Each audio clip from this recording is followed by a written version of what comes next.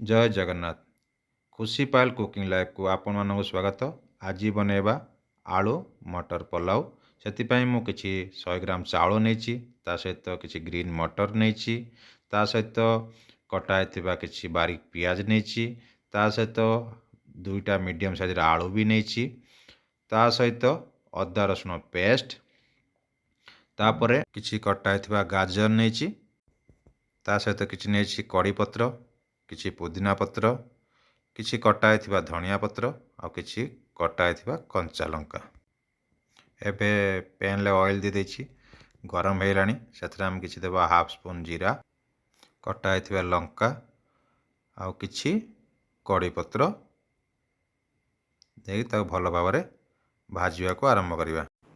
एबे कटा होइतिबा पियाज दे देबा, तापर किछि समय ताको भाजिबा।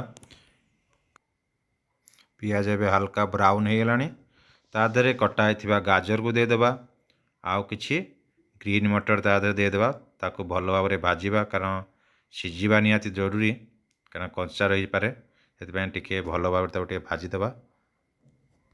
एबे आपण देखि पारथिबे हल्का भाजी गलानी, तापर आम दुईटा मीडियम साइज आलू काटिथिले ताको ता देरे दे देबा।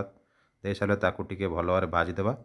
भाजी सारला परे ताको किछ समय पय आमे एबे 5 मिनिट पे मु ताको एबे घुड़े देबी, कारण सिझिबा निहाती जरूरी।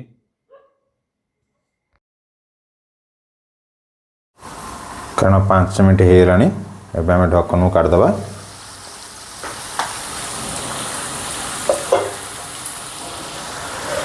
मैक्सिमम सिझी गलानी, कारण बेसी सिझेबानी, कारण आधरे चाउल भी दिया जीवो, सेथरे भी सिझिबो। आलू बेसी सिझी गले से भल लागिबनी, पीस पीस रही दरकार। तो स्वाद मुताबक गोटे चमच लुण दबा, कारण पछरे आम दे पारिबो। मु दउछि एथरे काश्मीरी मिर्च, कारण कलर पाए, कारण ऑलरेडी मु कटा होइतिबा कंचा लंका दे सारछि।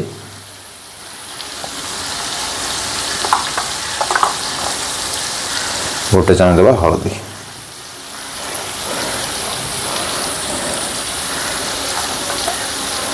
गोटे चाँद देवा गरम मसला।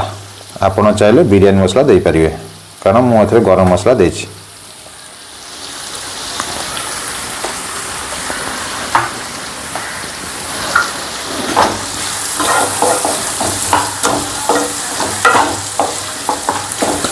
काश्मीरी मिर्च देले टिके कलर भलो आसीबो।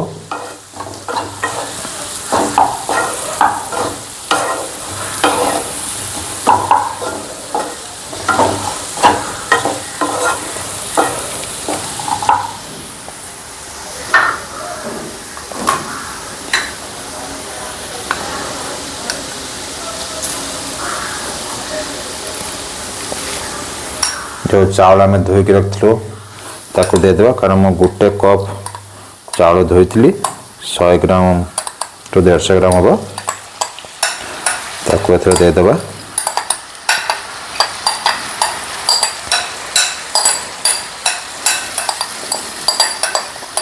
मु एथरे पुलाव राइस नहीं, आपण चाहिले बिरयानी राइस भी नहीं पारिबे।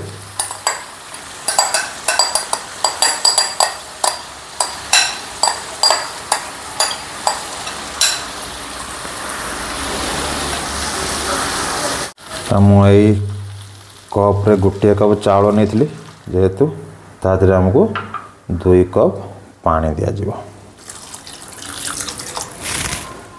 कारण अधिक पानी देले से पानिया टाइप हो जीवो, ताको भलर घाटी दबा।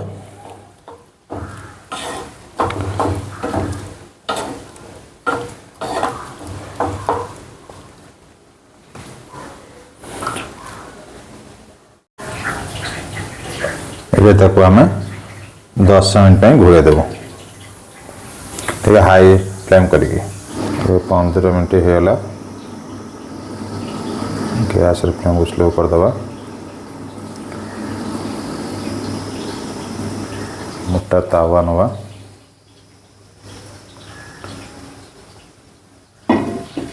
एबे तापटा को रखी दबा, 45 मिनट छाड़ दबा। गैस फ्लेम को हाई कर दो।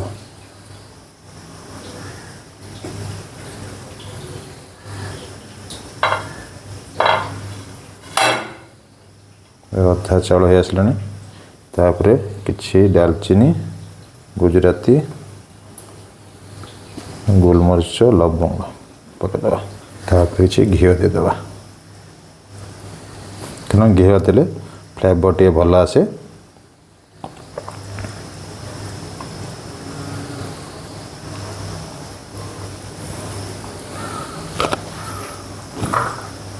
ତ ଭଲ ଭାବରେ ଟିକେ ଘାଣ୍ଟି ଦେବା, କାରଣ ମଟର ଆଳୁ ତଳକୁ ହେଇଯିବ, କାରଣ ମିକ୍ସ କରିଦେଲେ ଟିକେ କିଛି ଉପରକୁ ପଳେଇ ଆସିବ।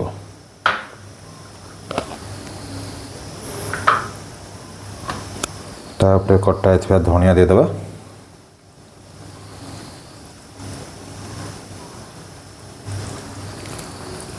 ତାପରେ ଦେଇଦେବା ପୁଦିନା ପତ୍ର, ଯିଏକି ଟିକେ ଫ୍ଲେଭର ଆସିବ। ଫ୍ଲେମ୍କୁ ସ୍ଲୋ କରିଦେବା,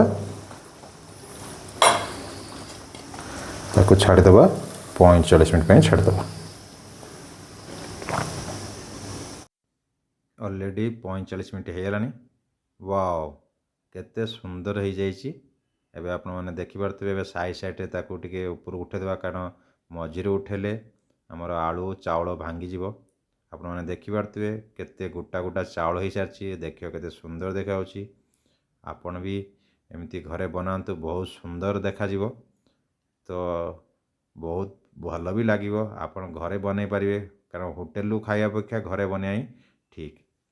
ଏବେ ଆମର ବନିକି ରେଡ଼ି ହେଲା ଆଳୁ ମଟର ପଲାଉ। ଦେଖିବାକୁ ଯେମିତି, ଖାଇବାକୁ ସେମିତି ସୁଆଦିଆ, ବହୁତ ସୁନ୍ଦର ଦେଖାଯାଉଛି। ଜୟ ଜଗନ୍ନାଥ।